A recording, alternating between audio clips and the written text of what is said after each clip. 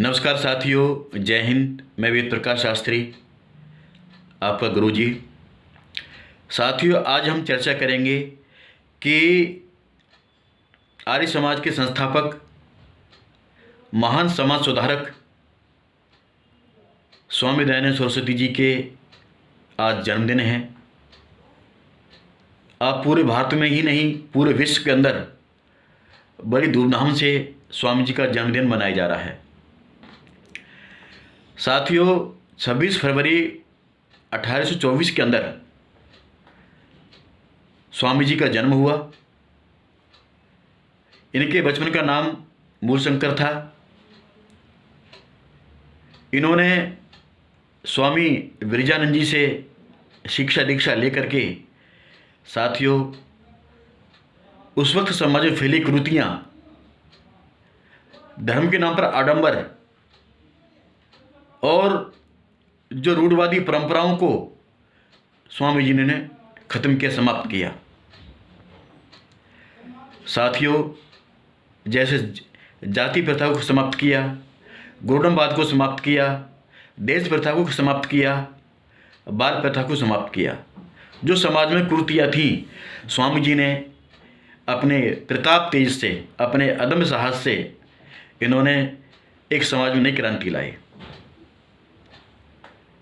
साथियों, आज जो हम आर्य समाज मंदिर के अंदर विवाह कानूनी शादी कराते हैं, कानूनी मान्यता मिली हुई है, ये स्वामी जी के कार्यों को देखते हुए भारत सरकार ने अंडर हिंदू मैरिज एक्ट 1955 के तहत और आर्य मैरिज वैलिडेशन एक्ट 1937 के अंतर्गत आर्य समाज को कानूनी मान्यता है शादी कराने के लिए। स्वामी जी कार्यों को देखते हुए भारत सरकार ने इनको एक मान्यता प्रदान की। साथियों, एक समय ऐसा था जब स्वामी जी का जन्म हुआ, उस वक्त इस देश के अंदर माताओं बहनों को वेद पढ़ने का अधिकार नहीं था। अगर कोई माताएं बहनें अगर वो वेद के उच्चारण को, वेद के मंत्रों को अपने कानों से सुन लेती थी, उस वक्त जो पंडित पुजारी थे, माताओं बहनों के कान के अंदर गर्म तेल डाल दिया जाता था। कोई पूजा पाठ कर लेती थी, मंत्र पाठ कर लेती थी, उनको अधिकार नहीं था। अगर किसी के पति की मृत्यु हो जाती थी तो उसकी पत्नी को यानी विधवा को जबरदस्ती सती प्रथा करवाते थे, यानी अग्नि में जलाते थे पति के साथ में पत्नी को भी। छोटे छोटे बच्चों की शादी करा दी जाती थी। तो साथियों, विधवा जो विवाह है, ये स्वामी दयानंद सरस्वती जी ने अपने संघर्ष के माध्यम से ये प्रथा आरंभ की। नहीं तो सती कर दी जाती थी। अगर किसी पति की मृत्यु हो जाती थी, उस विधवा को अग्नि में जला दिया जाता था। स्वामी जी ने अधिकार दिलाया वेदों का, स्वामी जी ने अधिकार दिया मंत्र पाठ करने का,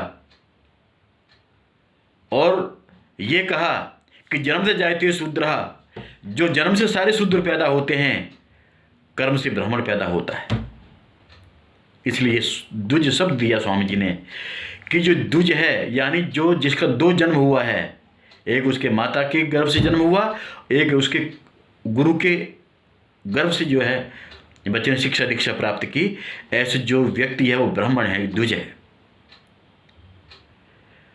तो साथियों, वेदों के प्रचार के लिए और देश की स्वतंत्रता के लिए स्वामी जी ने आर्य समाज की स्थापना की।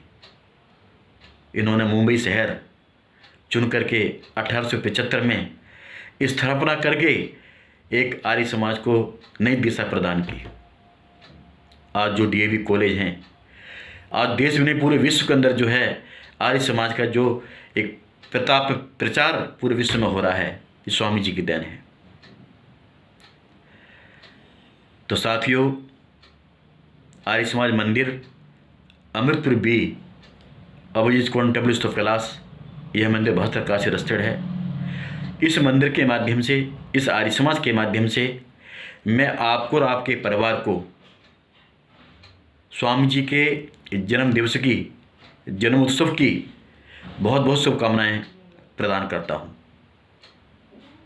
मैं इस अवसर पर आपसे निवेदन करूँगा कि आप आर्य समाज के सदस्य बने, आर्य समाज के मेंबर बन करके प्रतिदिन यज्ञ में शामिल हों। वहाँ से आपको जो है वेदों का ज्ञान प्राप्त होगा, मंत्र का उच्चारण प्राप्त होगा और वेदों को आप जानेंगे। साथियों, अपने बच्चों को आप आर्य समाज में सदस्य बनाएं, वहाँ भेजें और जब वहाँ जाएंगे उनको संस्कार प्राप्त होगा और संस्कार से जो है बच्चा बहुत आगे बढ़ता है। कहा जाता है ना कि पूत कपूत क्यों धन संचय और पूत सपूत क्यों धन संचय। अगर आपका पूत कपूत है तब भी धन कमाने की आवश्यकता नहीं है महाराज जी। अगर आपका पूत कपूत है तब भी धन कमाने की आवश्यकता नहीं है। आवश्यकता किस बात की है? संस्कार की। जब आपके बच्चे आर्य समाज में जाएंगे, अच्छा सत्संग सुनेंगे, वेद पाठ सुनेंगे, गुरुओं की सेवा करेंगे, गुरुओं का सम्मान करेंगे तो संस्कार पैदा होंगे। तो आज मैं स्वामी जी के जन्मोत्सव के अवसर पर मैं आपसे पुनः प्रार्थना करूंगा कि आप अपने बच्चों को आप खुद स्वयं आर्य समाज में जाएं, वहाँ सत्संग सुने, वेद पाठ सुने, तभी हम आज स्वामी जी का असली रूप में जन्मदिन मना पाएंगे। तो साथियों, पुनः मैं निवेदन करूंगा आप इस मेरी बातों को ध्यान करके आप आर्य समाज के सिद्धांतों को अपनाएं, अपने जीवन को सफल बनाएं। धन्यवाद, नमस्कार, जय हिंद, जय भारत।